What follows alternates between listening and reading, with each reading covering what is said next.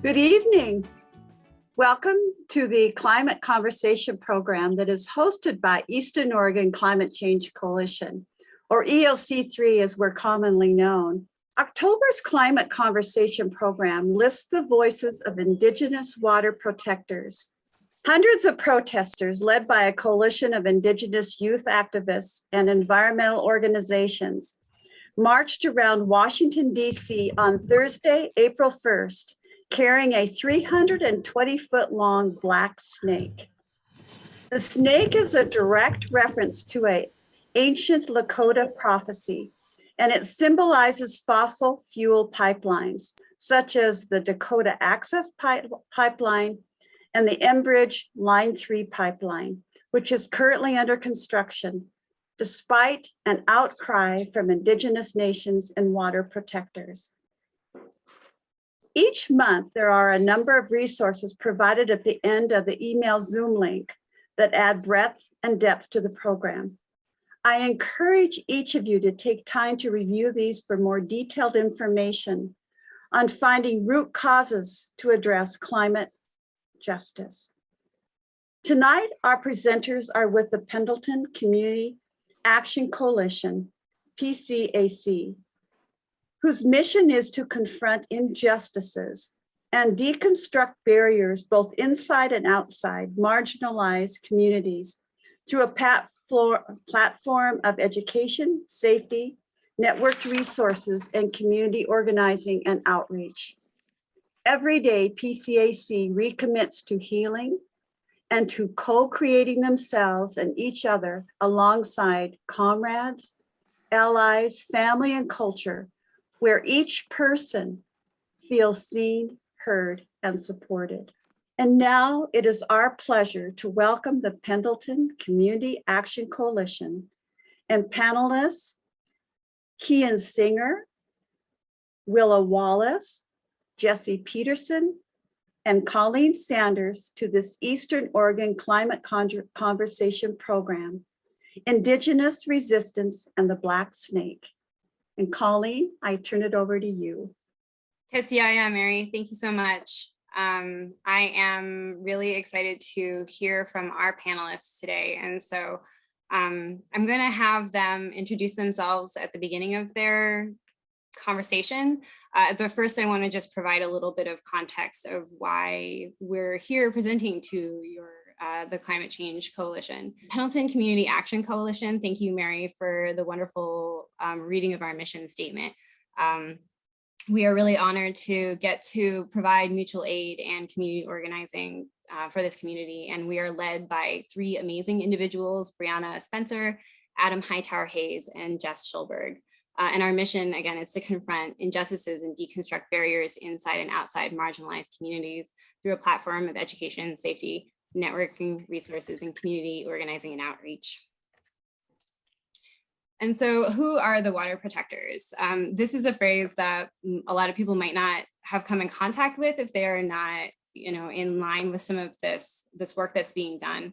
And so I just wanted to very quickly introduce this concept and do so by drawing from a quote from Nick Estes, who is a Lower Brule Sioux tribal member and a writer and an academic who has worked really closely with these communities.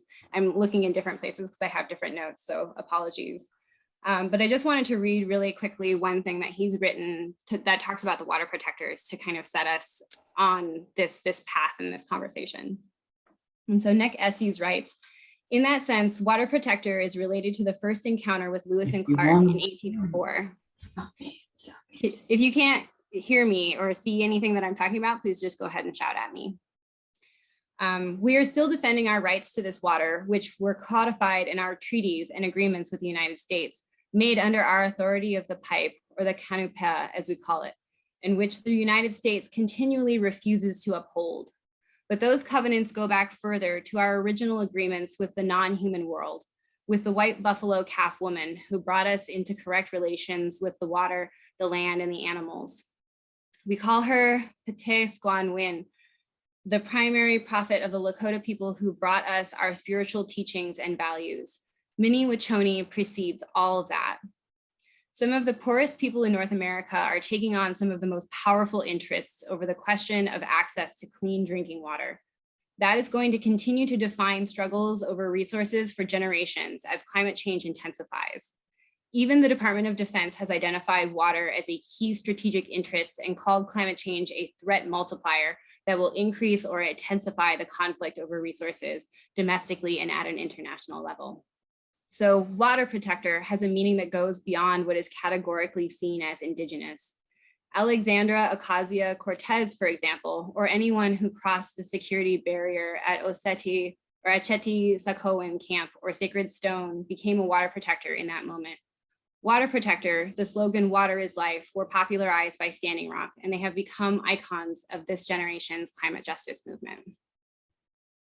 And so we see that from the very beginning, Indigenous people have been protecting land and water from desecration and pollution as part of a holistic world vision. And, you know, academia is real slow to catch up to some of these things, but they're finally starting to catch on. And so I was really excited to see a study published out of my alma mater that talked about that quantified the fact that Indigenous people are the best stewards of this land. And this study from 2019 stated that 80% of the world's biodiversity is conserved by Indigenous people who make up 5 to 6% of the population. And so we see that this is a very, very effective conservation method, not only conservation, but also for greenhouse gas prevention and mitigation. This year, actually, the Indigenous Environmental Network released this study here that looked at the mitigation of carbon emissions from the US and Canada and found that Indigenous people's resistance accounted for 25% of the warming and the carbon emissions that we're hoping to prevent. And so we see that Indigenous people sometimes fighting the very governments that are supposed to be upholding their rights are the best and most effective way that we have to fight climate change. And with that, I am going to let the future speak for itself. And I would love to invite Kian to be spotlighted. Okay, so I am Kian Singer. Inishwanisha Shayapotimki Kian Singer, ku Putim ku oinet anwiched. I am Kian Singer. I am 17 years old and I live on the Confederated Tribes of the Umatilla Indian Reservation. I am currently a senior at Dakota Community School, and I am currently a member at large for the Senior Youth Leadership Council. So, next slide, please. So, CTUIR Youth Council, I will read the mission. The purpose of the Youth Leadership Council is to provide a collective voice to empower our youth and groom them to make the transition from youth leadership to tribal leadership, to serve as a means of mobilizing and coordinating the actions of youth, other community members and organizations toward positive goals and aspirations. So we have many objectives, but one of my favorite ones are F, serve as peer leaders and role models at the CTUIR summits. Serve as peer mediators, represent Native youth's voice regarding the issues of concern to whom all may have an interest or a role to play in addressing matters. Next slide. So here are our goals, our training goals. We write these at the beginning of the year when we sign on to be on the Youth Council next to the General Board of Trustees. Treaty rights and cultural and language preservation, health and welfare, suicide and substance abuse prevention, public speaking, financial literacy, higher education, and career readiness. So one of them was youth health and wellness. So we want to bring Native youth to Youth Council and events to thrive and become barrier breakers and make a difference on the reservation. These are like attending youth development activities, such as joining the Youth Council or going to our community longhouse and doing cultural night. We want to decrease the number of youth participating in unhealthy and illegal activities. So we're trying to help and bring Native youth out with us so that they see that we can make a change and that our voices are heard every day.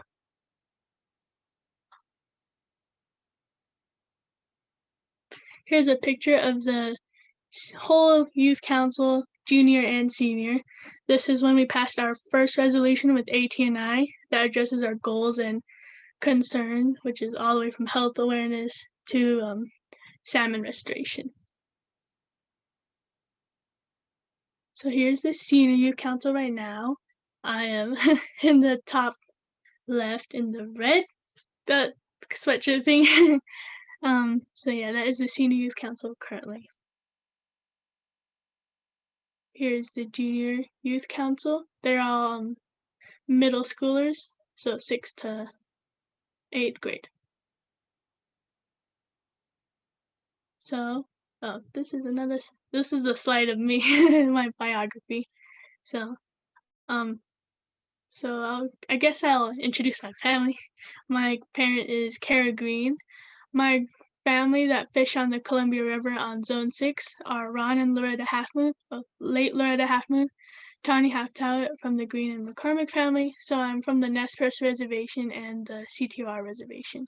And we all fish together at the Zone 6 next to the Dallas Dam and the John Day Dam. And we fish along there to fish for our salmon.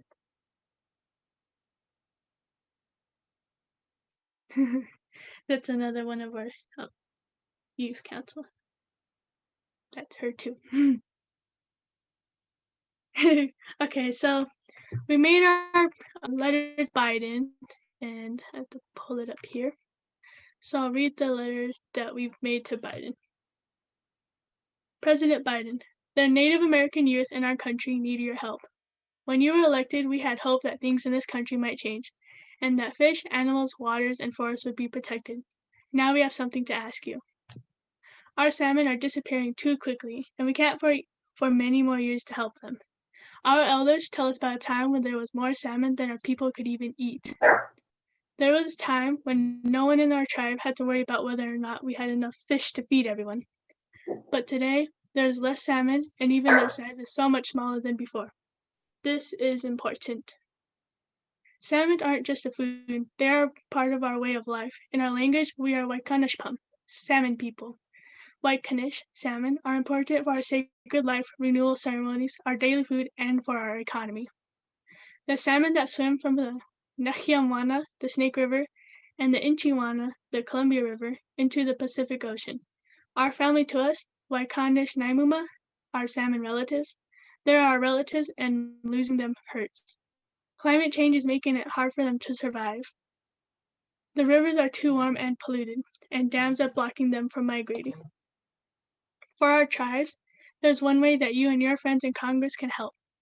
Remove the lower dams on the Snake River and let our rivers flow free. Our sacred river, Nahiamwana, the Snake River, it's the best way to make sure we have salmon and someday our kids have salmon. In the Northwest, we are all salmon people, and we must honor Waikanashmi Wakishwit, the spirit of the salmon. America made a deal and promised that we would be able to fish forever. We can't fish if there aren't any salmon left. Something must be done to save our salmon, and we are counting on you to help us. We are asking for a moment of your time and want to speak with you about our future. We need our leaders to step up and protect the future of Native youth. So that is our letter to President Biden to stand up with youth. And we presented this to the AT&I in 2021, and they agreed with us, and we've been going on to other places too.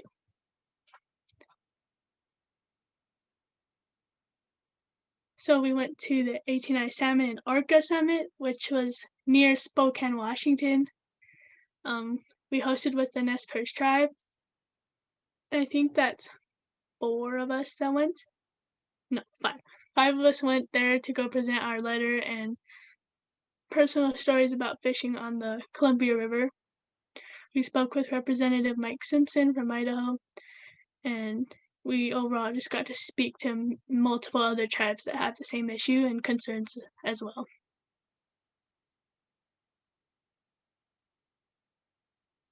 So here's our petition, and right now we actually have 16,797 signatures. Over 16,000. So we're on our way to 18,000, but our goal is 25,000 signatures. So we can present this to President Biden and hopefully have some sort of recognition from him.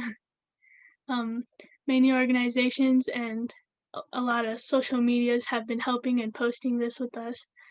Some of those are Alumni Native American Fish and Wildlife Society is where we just were like 3 weeks ago presenting this same presentation, and it was really great to go there too, like to know that these really great people, just like all of you, are listening to Native youth speak about what we think is important.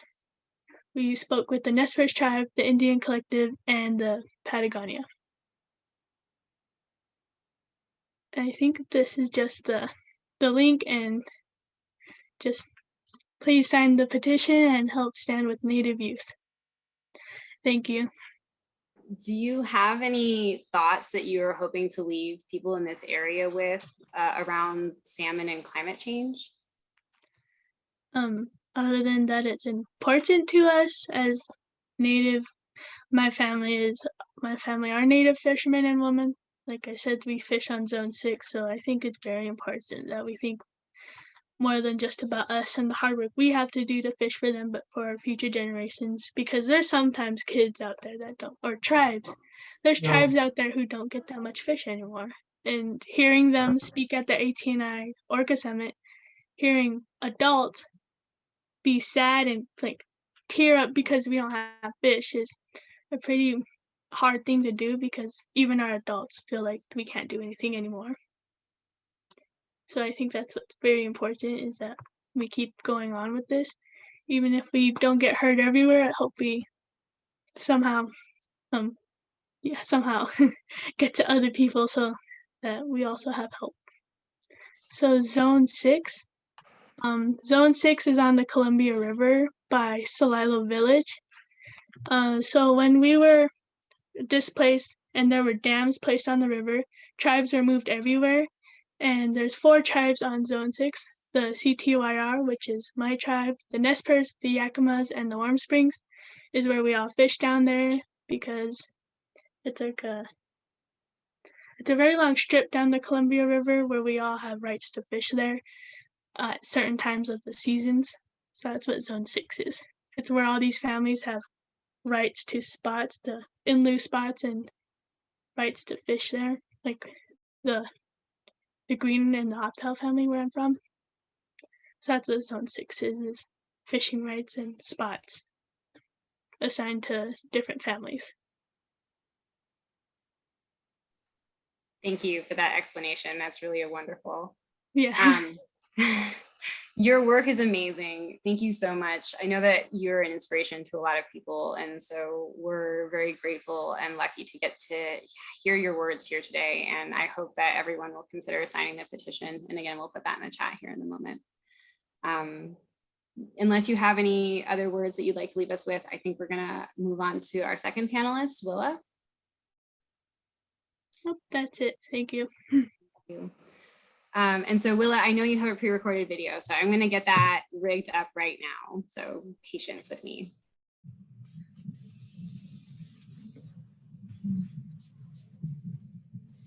Ni chalawit in mi ne mumaku in mi chotwe ma. An Inish Wanisha, Willa Wallace, Seminole Nation of Oklahoma, Tasikio Harjo Band, Sweet Potato Clan. Good evening, my relatives and my friends. My name is Willa Wallace.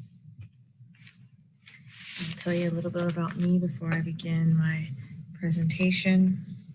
I am a mom of 6. I'm a wife, Army wife of 23 years. And I am a yoga instructor. And in my free time, I am an activist and an advocate, community volunteer.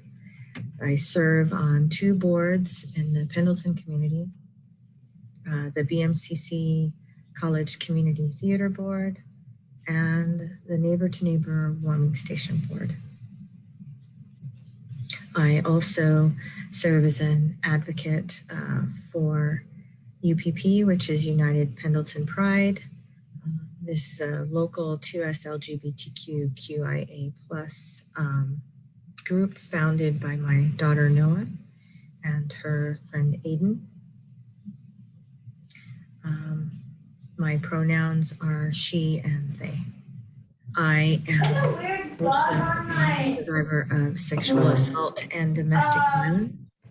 At a time, I was a Muay Thai fighter for 6 years. And as I said, now I teach yoga. It's a process. I started and maintained a community action nonprofit for the last 5 years, known as Enough is Enough. We dissolved that nonprofit this year. And my focus was needed at home with my family. My husband was deployed last year and he had some very serious medical issues that we're still dealing with now. And so I had to step away from activism.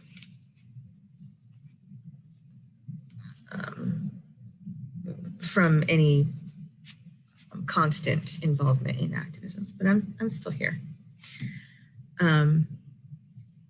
Let's see, I've lived in Pendleton since 1984. I was 11 years old when we moved here.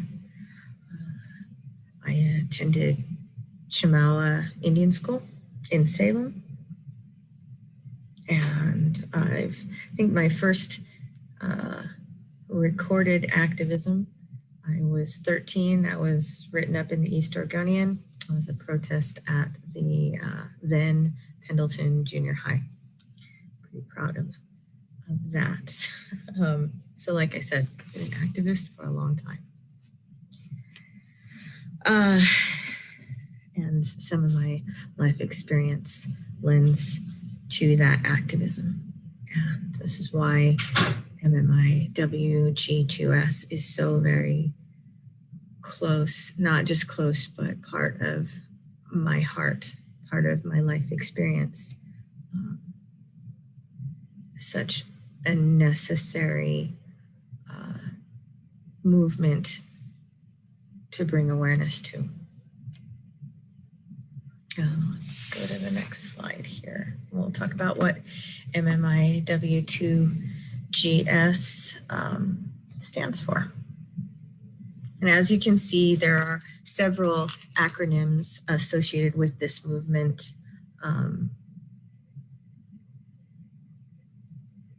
Each one a bit more inclusive. We're going with the MMIWG, or I'm going with the MMIWG2S acronym today, which stands for missing murdered Indigenous women and girls and Two-Spirit. That of course includes the LGBTQIA+ Two-Spirit, LGBTQIA+, which stands for Two-Spirit, lesbian, gay, bisexual, transgender, queer, questioning, intersex, and asexual. A little bit about the movement. We advocate for the end of violence and against Native women. And we seek to draw attention to the high rates of disappearances and murders of Indigenous women and girls in Two-Spirit community. We do have a day of awareness, which is May 5th. It's called MMIW Day of Awareness. And our color is red. I don't know, can see my shirt here real quick. This is one of my MMIW G2S shirts representation. So we do have a couple of recent House bills and acts that were passed in 2019 and 2020. That would be the Oregon State Legislature House Bill 2625, the Washington State House Bill 1713, which I was able to be present for the signing of, and Savannah's Act, a Not Invisible Act of October 2020. So the next slide, you'll see some more statistics, and what stands out the most is that these statistics are from several different agencies, and of course they have several different figures associated with MMIW. One of the problems we face is that we do not have one source of combined, collected, and verified data for MMIW G2S. And this does not include local data collected.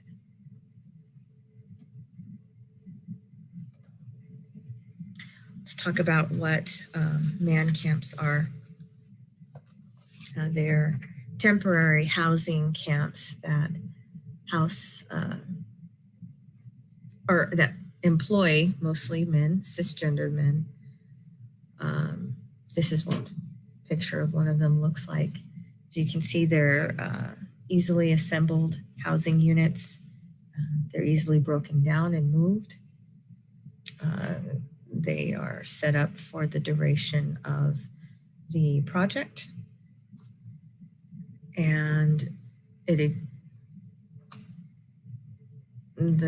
guys working there work for long hours at a time. They're away from their families, away from anyone that generally holds them accountable. They're surrounded by strangers. They live in a hyper-masculine, toxic masculine culture within these camps. And they have a disposable income because they have, these jobs pay a lot of money, and most of their room and board is taken care of for them. So it lends to an environment where drug problems and alcoholism can flourish. Not only that, it also lends to an environment of sex trafficking and exploitation. A lot of these are located on or near reservations or native land. And so that gives them access to our women, our girls, and Two-Spirit community, which is already a community that is struggling.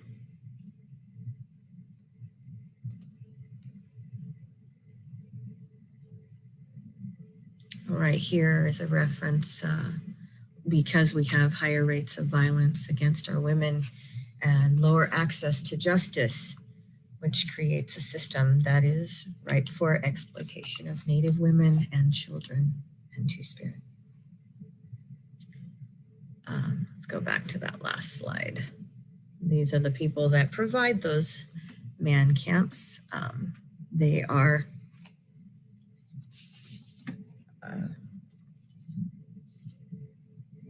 resource extraction projects like TransCanada, which is responsible for Keystone XL,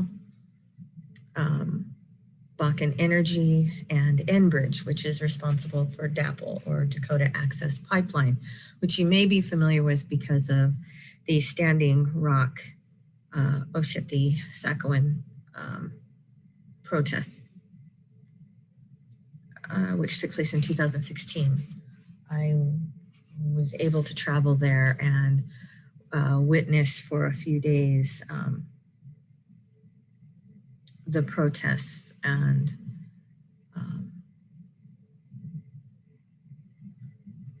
just a very powerful experience that I could probably talk another 20 minutes on, but I won't. Again, this was located at Standing Rock, which is the Standing Rock Sioux Reservation, where they were building this Dakota Access Pipeline. So as I mentioned before, near or on Native land or sacred Native land.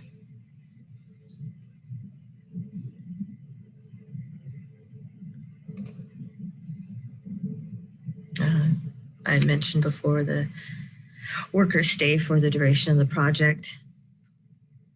In 2000, Native women experienced sexual assault at a rate 7 times higher than white women, and there is no indication that this disparity has narrowed in the past 19 years. Some of you know that in 2021, there were 6 arrested in a trafficking sting. That included 2 Enbridge Line 3 pipeline workers. That took place in Minnesota. But as we know, well, as Native women know, this can happen anywhere. When I was a kid, the local drug trafficking, sex trafficking location was the truck stop that had people coming in, traveling, going out quickly, and it was located on the reservation, which gave access to the Native women and girls Two-Spirit community. Just another example.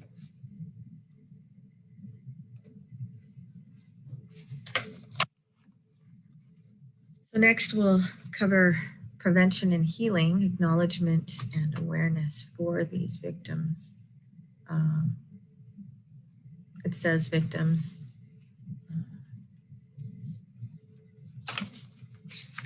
Meaning missing and murdered Indigenous women, and as survivors, I feel like it's our responsibility to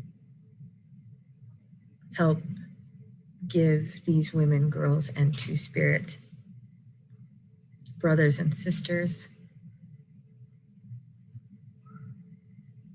a voice. So I do my best to try to keep that in mind when I'm speaking. I support survivors.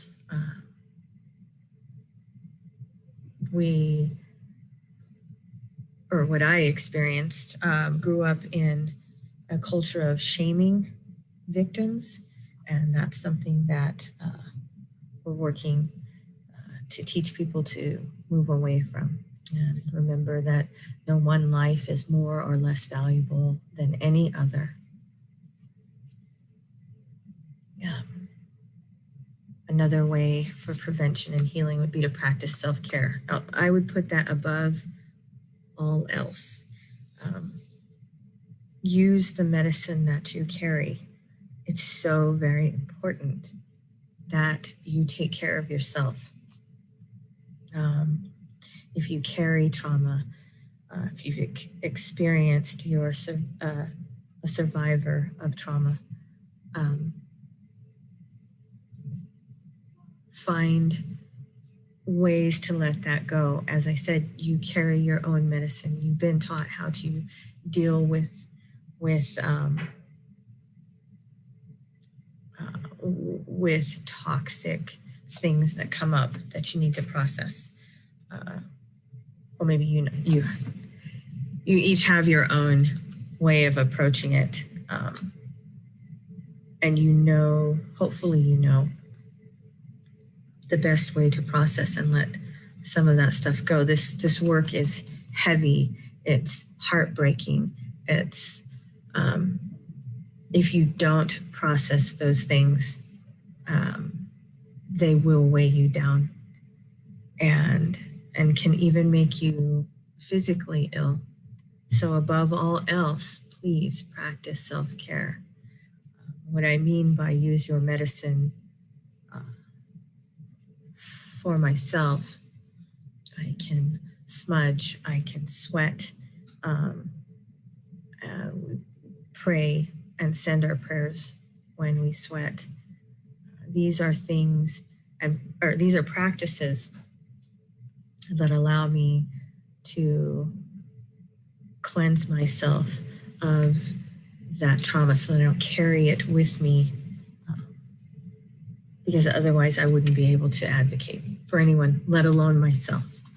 So above all else, please practice self-care if you are doing this work.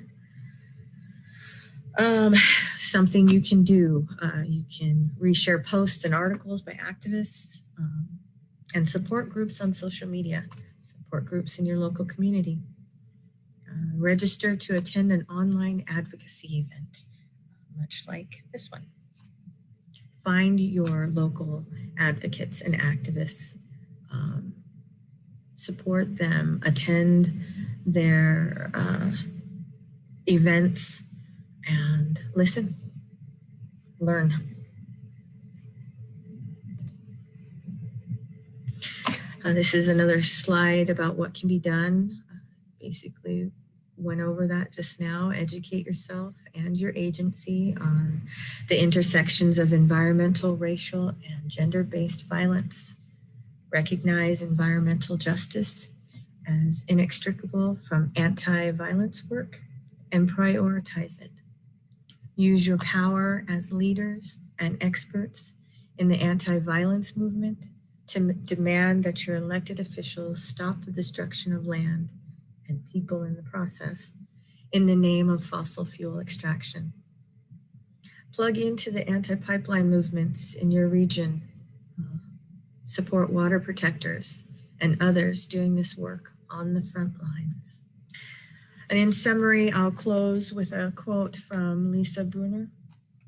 She's the executive director of Sacred Spirits First Nations Coalition. And she said, they treat Mother Earth like they treat women. They think they can own us, buy us, sell us, trade us, rent us, poison us, rape us, destroy us, use us as entertainment, and kill us. And I'm happy to see that we are talking about the level of violence that is occurring against Mother Earth because it equates to us women, girls, and two spirits. And with that, I'll say, Ahwe Matashkanuta. I will see you later. Bye.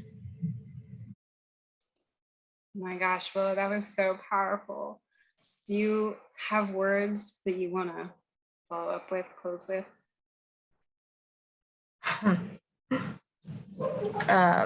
Reasons for the pre-recording. Thank you. Just thank you for allowing me the opportunity to bring awareness to this movement, such a necessary awareness to make that connection between MMIW, G2S, and the climate crisis. This is why I record them beforehand. Thank you.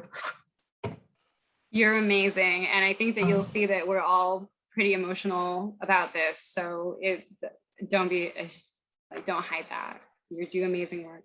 We have one more pre-recorded video that we're gonna queue up here. And so this, Jesse Peterson was not able to be here tonight, but left us with some words and some pre-recordings. We're very grateful for their words. Mikpachwai, Shiikpatswai, and Waklisi, and Keshiwewe. My name is Jesse Peterson. I go by they, them pronouns. I've lived in Pendleton for 10 years before moving to LeGrand for 2 and now Spokane for 6 months. It has been an adventure. I've spent the majority of the past 10 years assisting vulnerable populations within and outside of healthcare settings and working as a massage therapist.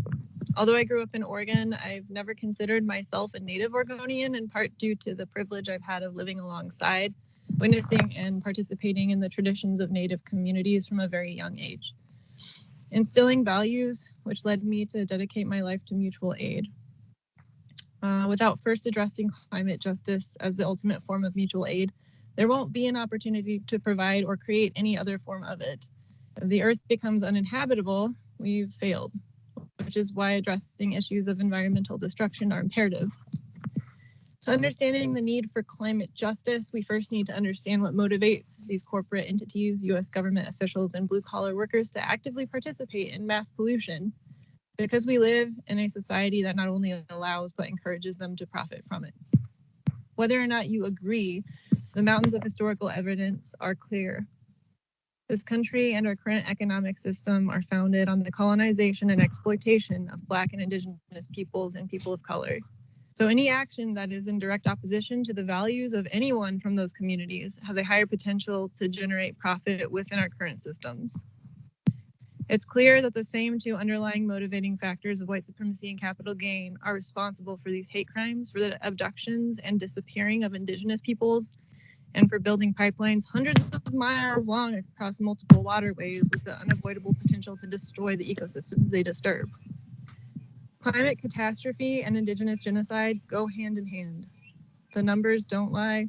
As the US seized over 1.5 billion acres from America's Indigenous people by treaty and executive order by 1887, it became the world's largest oil producer in 2019. Since its discovery of oil in 1859, as the native population shrank to less than half over the course of 90 years, energy consumption in the US grew 40 times over.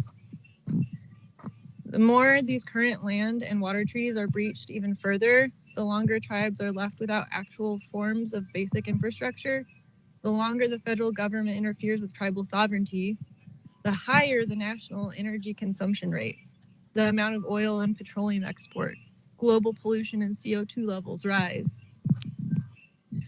But as with all forms of political oppression, there are those who choose to fight back against their oppressors. Indigenous resistance to colonial imperialism and capitalist establishment and the quote unquote developing world has always existed.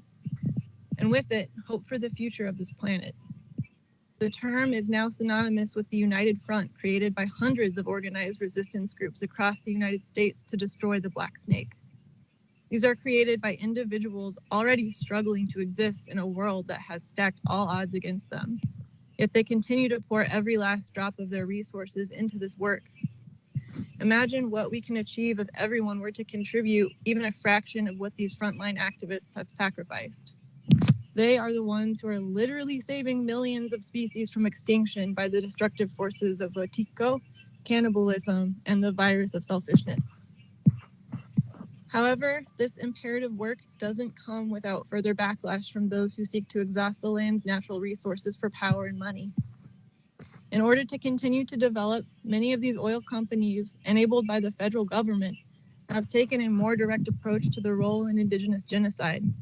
They've been known in many instances to hire aggressive paramilitary security agencies, privately fund state and county police to act in their best interest, and even extend their tentacles of greed into the highest sitting government positions to achieve state-sanctioned violence against and extrajudicial killings of climate activists. This includes against unarmed civilians and peaceful protesters, which make up the large majority of activists. There are countless examples of police violence being used against Black and Indigenous people, people of color, and marginalized groups throughout history. In the Small Arms Survey as outlined by Amnesty International, 1,000 people are killed every year in the US during illegal interventions and encounters with police. 114,000 people were killed globally between 2007 and 2012. This is only the incidents which resulted in death and that were reported. So if they didn't result in death or weren't reported, that was not included in the numbers. Just think of how many more instances of police violence there are.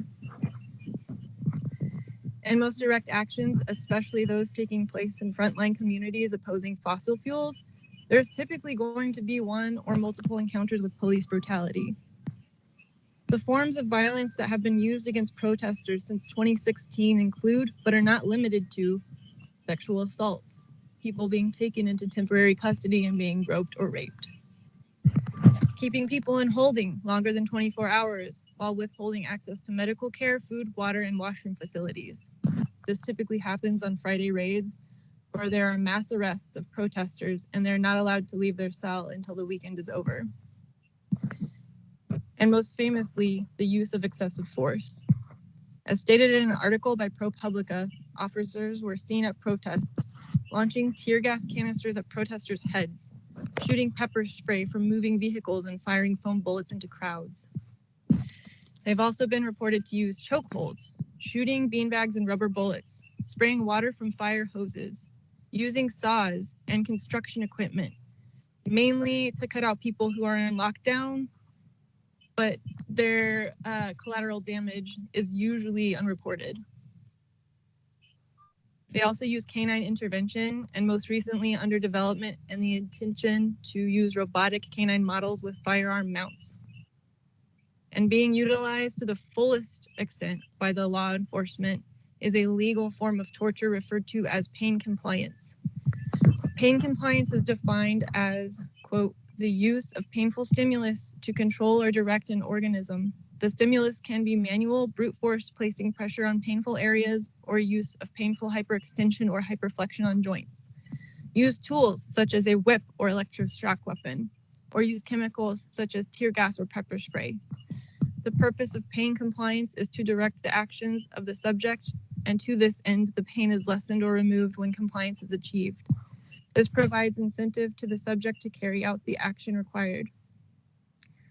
This is the definition as stated in Sage Journal's Police Quarterly. And just notice that they use the word organism instead of people or person or human. There have also been instances of violence within the resistance groups due to infiltration by police and white supremacy gangs.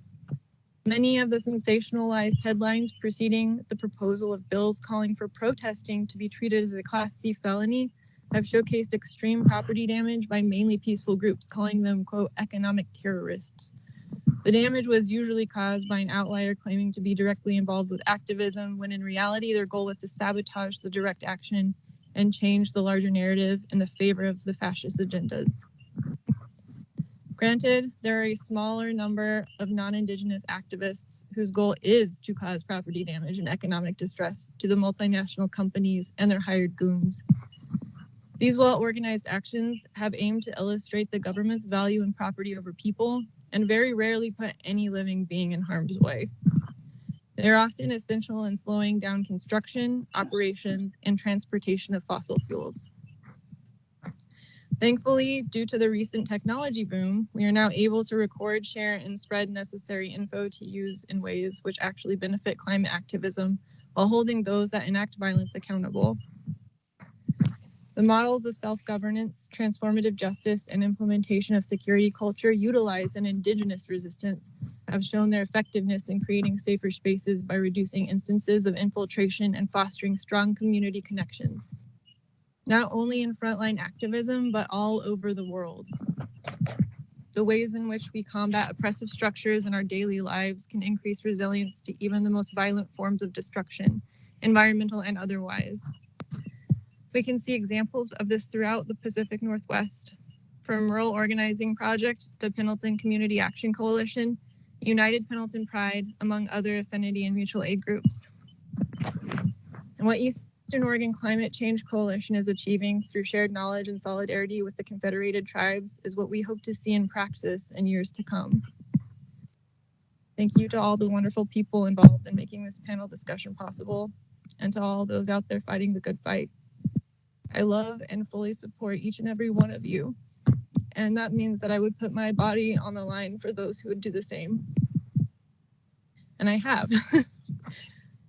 I understand that the subjects covered today are complex, that they require significant hours of study and experience to grasp even on a surface level, but hope that touching on them today has had a positive impact on the way we view climate justice in rural Oregon and Washington. Thank you for having me. So as you can see, there's a very real connection between the interests of the state, the tools that they use to carry it out, which is police brutality, and the fossil fuel projects that cause the climate crisis. I realize that we're running up against time, but I just very quickly wanted to, if there was any doubt in anyone's minds, put that nail in the coffin and just tell you a little bit about the black snake, this thing that we keep hearing about over and over again. This is a phrase that comes from the Lakota story about a black snake that will poison the world. And it really has some deep roots, and it's really interesting to see the correlation between these fossil fuel projects and Indigenous resistance. The black snake is a term that's used for pipelines generally, but more specifically for pipelines that come from a specific place in the world. What you see here is a map. Up on the top left of center, you have a very controversial place in the world. I went to school up in British Columbia, and even just talking about this project, you can see the difference in language that people use and where they fall on their opinions of it. On people who are pro energy development, they use the word oil sands, but everybody else uses the word tar sands. And so the products that come out of that tar sands region are really unique for reasons that we'll discuss in a minute. But you can see through these red, yellow, and blue lines that the black snake covers quite a bit of North America. And I've superimposed the Dakota Access Pipeline in the bottom left corner because it didn't appear on this map here. The products, again, that come out of the tar sands are really unique. The product technically is called bitumen, and it comes very specifically from that region. It is very different from coal or oil because it is not as solid as coal is, but it's also not viscous in the way that oil is. It has this real, this like consistency to it that's very sandy. And even when I was setting up for this presentation, I Googled bitumen, and the very first hit that came up was an article from a Canadian energy source talking about the difference between bitumen and asphalt, which means there is really not a difference. And so we can think of the asphalt that paves our roads as the same thing that are being mined out of these locations. And bitumen is really unique because it goes through this really heavy duty refining process to be able to even move. And so when you dig up the bitumen, it becomes refined to become diluted bitumen, or dilbit specifically. And it goes through this further refining process after it goes through those pipelines. And so it is some pretty nasty stuff that we can see. And it actually has a specific connection to the climate crisis because it is 14% more carbon intense than any other comparable energy product. And so it itself is incredibly toxic. And the tar sands alone, there was a Scientific American study that warned that if the tar sands were to be completely developed, it would account for 0.4 degrees Celsius of warming, which is 36 degrees Fahrenheit, to warm the global temperature. And so this is a climate bomb. The tar sands are a climate bomb that need to not be developed. And that's not even to say the operator of the tar sands, which Enbridge is the company that is really pushing forward a lot of these. And they even had a 36% stake in the Dakota Access Pipeline too. And so Enbridge is all over this and are responsible for one of the largest inland oil spills, the Kalamazoo River spill in 2010. And so when we talk about line 3, this is what we're talking about. We're talking about dilbit traveling through pipelines. And line 3 is the most recent iteration of this fight. And so it passes through a number of treaty territories in northern Michigan, or Minnesota, excuse me. And it is another one of these huge climate emitters, these carbon emitters. And so it could cost up to almost $300 billion over the next 30 years. Which really poses the question, why is this project being approved? Why is this project going forward, even when over 900 people have been arrested since the start of this resistance in December of 2020? And a number of camps have positioned themselves along the river to try and stop and delay this construction, hoping to reduce Enbridge's coffers enough to stop this project, or to speak to the public enough to be able to sway public opinion like we did in Standing Rock. The pipeline, the paragraph that you read at the beginning, Mary, is old now. So the pipeline construction is actually complete. And once pipeline construction was complete, these indigenous camps then marched to St. Paul, Minnesota, to camp in front of the Capitol building, which is the picture that you see on the top right there. And they were there for a few days until their permit ran out, in which they marched then to the gates of Governor Tim Walz's mansion and chained themselves to the gates to try and get attention and some publicity on this. And even the fight still continues. Even this month, Indigenous activists occupied the BIA building in Washington, D.C. for the first time since the 1970s. And were these water protectors met with welcome? No, they were met with the same brutality, the same police brutality that they have been met with over and over again from the very same Capitol police officers that failed to prevent armed white supremacists from storming those very same buildings. There's also, we don't have time to get into it, but it's a really interesting facet, the rights of nature. A lot of the tribes have, in another facet of trying to fight the black snake, taken to the court system to try and get nature, Manumin, the wild rice in this specific line 3 case, recognized. And this would be the second rights of nature case to happen in the United States. The first being actually the Klamath Basin being given rights as of personhood. And so the question always comes back to, what can we do? What can we be doing for this? And so I think we can all see that this is not necessarily an individual problem that needs to be solved. This is actually corporate greed and white supremacy on the march. And so divesting from banks that over and over again fund fossil fuel projects, as well as looking at insurers of those fossil fuel projects, and not accepting greenwashing as an acceptable strategy for getting out of their responsibility. Liberty Mutual is a huge insurer of pipeline projects. And so I know you have a speaker from Whitman coming on next month. And so I just wanted to say that Whitman is having their year of climate justice, and they were advertising this webinar that talked about climate resiliency. They were having NOAA put it on, and splash all over the announcements for this was Liberty Mutual presents. And so my question was, why is Liberty Mutual presenting climate resilience when what they can really be doing is stop insuring fossil fuel projects? And so looking forward, one of the things that we all can be doing is give land back. There's a lot of different ways to give land back, and there is no right way. It's a very personal conversation and very particular for each tribe and for each tribal member even. There are a lot of examples around here of people actually starting to give land back. On the left, we see an article from a recent Spokane newspaper about the Colville tribe being given land back from a homesteading family after generations of stolen land. And then I know even for CTUIR, they had the McCoy Meadows was returned recently by a couple that had owned that for a minute. And just to not allow ourselves to think that politicians will save us.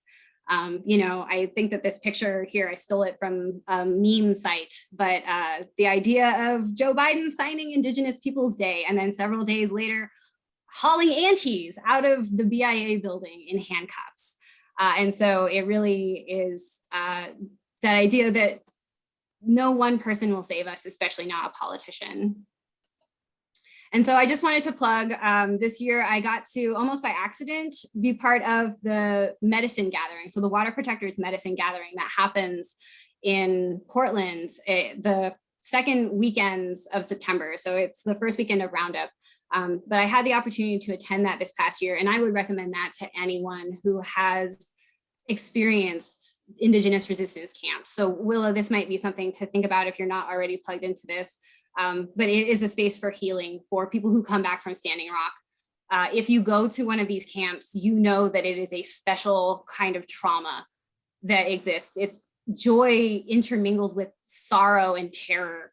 And so there really is healing that's necessary from these kinds of experiences. And this medicine gathering is a really good opportunity to do that. And then I just want to plug an upcoming fight in our backyard. And so people who have been paying attention to Indigenous resistance know that Thacker Pass down on the Oregon and Nevada border is going to be a new front line. There is a lithium mine proposed there, the largest lithium mine in North America proposed for batteries for Tesla cars, by the way. So gotta love those electric vehicles and their unintended consequences. But that might be something for people to consider if they want to truly support Indigenous resistance. And so I am done. We have some further reading that we're gonna share out with people. If we don't have anyone who wants to say anything from the audience, I'd love to have our panelists, if they wanna share closing words is another good one. Let's give it one more minute for anyone from the audience who wants to share their experience.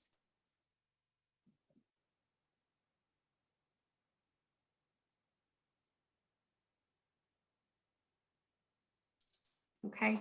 I think Willa, I might ask you if you have reflections on this evening that you would be willing to leave us with. Put me on the spot. I'm just grateful for the opportunity. This isn't my fight alone. Any opportunity to bring awareness to the movement of MMIW G2S is a blessing and a gift. So thank you. And go forward in your actions in a good way, in the best way